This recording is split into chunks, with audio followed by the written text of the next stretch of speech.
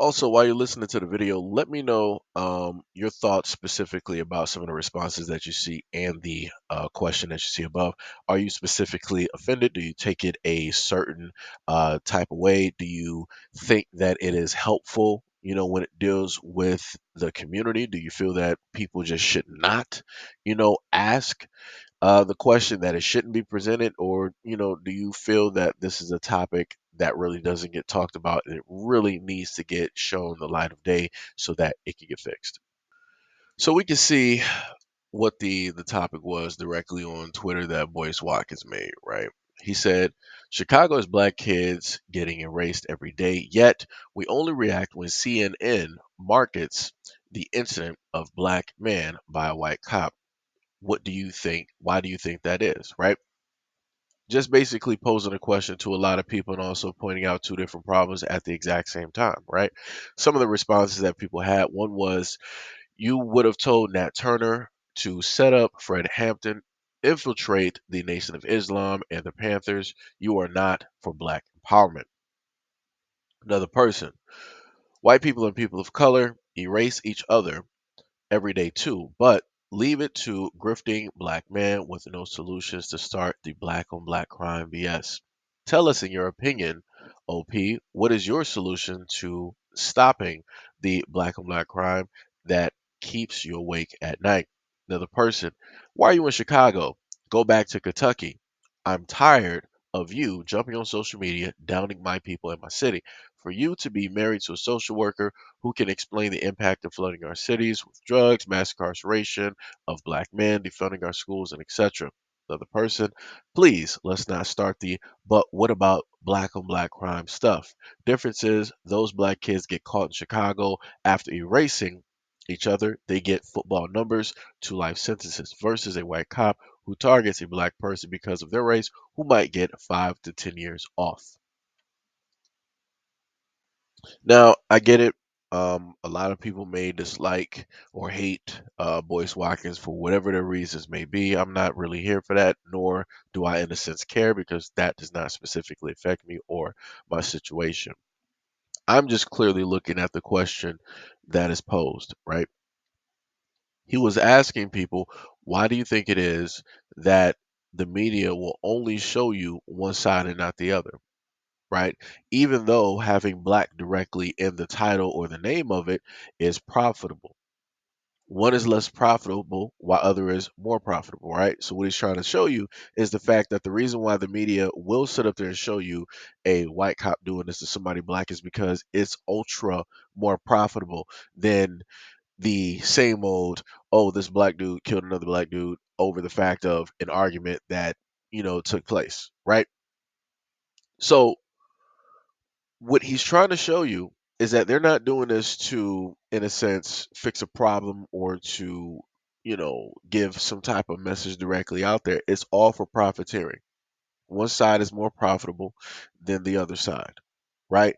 But while they're also profiting, they're also not talking about an issue that is just, right, as more important as a cop doing this to somebody who was black, right? All of these incidences should be given the same amount of time. Now, of course, when you deal with the cops and you deal with black people, historically, that is going to take, in a sense, a number one thing when it deals with the black community, something that they want to sit up there and see, engage in, have conversations about, all of that good stuff, right?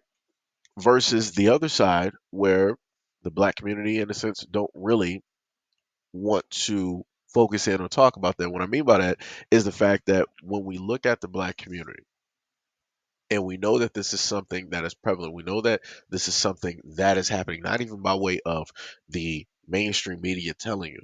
You can go on Twitter by videos that people are recording directly in their own neighborhoods or dealing with their own families, right? So, one of the main things that somebody listed, because I just want to catch this ahead of time because I've had this question myself when I pose this question. Somebody always asks like, "Oh, so what are your solutions? What are your solutions?" One solution is that you need to start spending more time with your kids and with your families. The moment of time that people start having more family time, you're going to have less of these kids engaging and a lot of these negative type of behaviors because they won't be specifically hanging around this type of element. They won't be hanging around these type of people, right? Again, I know this due to the fact of coming up statistically in a single parent household. I still spent time with my family. We had lunch, we had dinner, right? And my mom is a nurse. So she was working. She was, doing school, traveling back and forth, right? And we still made time. We still had that time, right? When 7, 8, 9 o'clock or maybe 10 o'clock rolled around, we were sitting up there having dinner. We were watching, shows on WB or UPN 50 and different things of that nature. On the weekends, we would sit up there and potentially go out to the mall or different things or just drive around, right? So all I'm stating is that a lot of people will sit up there and give excuses on why it is that they can't spend time with their family when people make time to do everything else that is so way less important when you look at the greater scheme of things, when you look at the amount of time that you have as a human being on this planet, right? People make time to drink alcohol. People make time to sit up there and party. People make time to sit up there and smoke. People make time to sit up there and listen to music. People make time to sit up there and watch, movies or drive around or go out and wait 30 minutes in line for McDonald's and just to sit up there and get the wrong order to be aggravated. People make time to do all of these nonsensical things that are not even important. So for me, I'm saying is it is impossible for people to sit up there and say that you are so busy in your day-to-day life that you cannot spend time with your family, that you cannot spend time with your kids, just to have a indelible mark, an imprint on their life, so that you can lessen the chances of them being around people that have the mindset of like, yo, I want to do something reckless today. Yo, I want to sit up there and crash out, right? That's step number one. That is step number one. Another part of step number one is the fact that a lot of black people need therapy. That is the boogeyman, in the black community when you want to bring up therapy and you tell that, people that, hey, you have a lot of unresolved issues with trauma dealing with your family, not even dealing with society, but just dealing with your family. Because a lot of black people can't even get along, can't even sit in the same house, in the same framework. They can't even have a stable conversation with another family member without them sitting up there getting all up in arms, without an argument happening, without somebody wanting to sit up there and fight, cuss somebody out, call them out of their names, all of these other types of things. Like I said, there's a lot of unresolved issues amongst black families that have never been talked about, that have never gotten solved, and that also needs to get fixed as well. Because the moment of time that you have black people that have their own family trauma, still living within that family trauma, never resolved any of that trauma, they decide to have kids. Now you're giving that burden over to those kids because you weren't strong enough or you didn't have the quote unquote time to deal with yourself and your own trauma before you decided to go out here with another person and make some kids. Therefore, passing on all of that same trauma, all of that same pressure, all of those same, problems and psychological issues onto that child who is undeserving of that, right? Both parts of step one. Now we can sit up there and move to step two. Step two would have to sit up there and deal with the community. And I get what some people are going to sit up there and state because I've gotten that before where people are like, hey, well, Seiji, we are not going to raise other people's kids and yada, yada, yada. Well, I'm completely fine with that and I understand that. But again, I'm just going to make people get the notion that you don't want to deal with somebody's kids now. You're going to be dealing with somebody's child later, but it's just going to be a grown adult version that you're not going to be able to actually control or have an impact on. So which one do you want to, rather deal with? You want to deal with a grown man child that's acting out like the Incredible Hulk? They don't know how to control themselves or their power, they don't know what to do? Or would you rather deal with a mouthy kid that may in a sense every now and again trying to get physical because they have unresolved stuff that they don't even actually know about, they don't even know how to attack that situation, but you as an adult can actually see that, observe it, and then go at that situation and walk through that door with that child so that they can come directly to that room and start the process of healing and trying to understand how everything is basically linked because of some trauma or unresolved issues that they face. So the only way that they have to deal with those things is by lashing out and trying to attack the people close and near to them because those are the same people that looked like them that gave them this initial trauma. Like I said, it still revolves around family community therapy, right? It revolves around some type of empathy, because when you tell people that, hey, we're going to have to, do certain things in the community in order to benefit the community. A lot of people are like, I ain't about to raise nobody else's kids. I ain't going to do this. I ain't going to do that. That's cool. So then that kid is going to grow up when you could have potentially had an impact. Nobody's saying that you got to raise them, but you can sit up there and try to talk to them, give them some types of information. And it don't just got to be you. It can be a multitude of people. Like I said, it takes a multitude of people sometimes in order to get through to one person, right?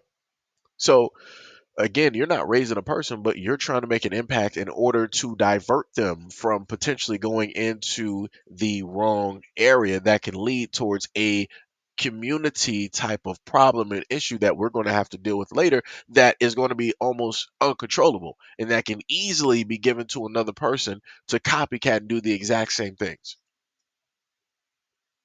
right? And again, the main important things that I'm listing here is the fact that all of these things are within a person's control. These are within community control. Nobody's going to sit up there and say, "Oh, this is impossible. You can't. You can't do this. You can't do that. All this other type of stuff, and yada yada yada." So, moving past that, right? Let's just look at the stats here. These are the stats, of course, 2019, 2018. You can, clearly see that there's a little bit of difference. It was a little bit down. I'm sorry, it was actually higher in 2018, and then it went down by, 2019. You could probably see some, small percentage differences if you go up to 2020, 2021, 2022, and so on. But the main fact of the matter is that when you look at this, right, and this is dealing with murder, you're seeing what is taking place. Now, something that I've pointed out before. Now, of course, in other communities, more specifically the majority that is on the face of North America, right? They are, in a sense, committing the most against their own, right? That's great. That's cool. That's for their community to specifically deal with, right? Which they do. Because when you look at certain town hall meetings and different things of that nature, even online, you will have people in the community speaking out against what is taking place and stating that, yo, this is a problem. We need to really do something about it, right? And they're also putting others, their other people in other communities on notice so that the same problem can get fixed, right? When it deals with the black community and you have people wanting to talk about the numbers and show the numbers and different things of that nature, you go back and you start to go back to the comments that I showed you before. This is the same response that you get every single time. People want you to give a solution to the problem. Realistically, they can't even give a solution to their own problem, to their own children, to their own relationship, to their own families that they grew up in. Right? They can't even give a solution to their own community, but they want you to give them a specific solution. And again, what I listed were general solutions. Right now, every black community is not specifically 100% finite and exactly the same. So every solution might not exactly work. It could if you tweak it for those specific situations, but in a general sense, it's very possible that it might not, be feasible because you got other extenuating circumstances. Like you might have a kid that is just growing up on the street. You might have a kid that might not be with the biological parents. You might have a kid that don't have both parents at all, don't even have the families at all involved in their lives. So again, you have other extenuating circumstances where these general things would have to get tweaked in order to fix the problem, right? So that you don't have a mass of youths, running out and deciding that, yo, this is what we're going to sit up there and do. This is the only way that we got to, get noticed. This is the only way that we can get people to pay attention to us. This is the only way that we can find some type of love by gaining this negative attention, which is going to reaffirm negative things, which is then going to make me keep doing those things so that I can keep getting that negative attention so I can keep, right? It's a vicious cycle. It's not going to stop it. It's not going to be enough up until you interject something in there that is different. And these numbers are showing that those things are not being given. Kids are being created, families are being broken apart, but nobody's doing the soul searching, nobody's doing the therapy, nobody's doing the counseling. right? Nobody's actually putting in, the time and effort. Now, again, when I say that, again, I'm leaving out the fact that, of course, we have the people doing work. I'm not going to automatically list them because I'm not going to allow that to be a cover to say that, oh, well, you got 50% of people in the black community. No, no, no, no, no, no, no, we're not doing that. I'm not about to allow people who are actually doing the hard work, who are going through to the houses, who are talking to the families, who are going door to door. I'm not going to allow their hard work to be used to cover people who ain't doing nothing. Right. So, again, like I said before, we got to, really focus in and pay attention to, the numbers, and we got to be real about a lot of things, no matter how much, it hurts.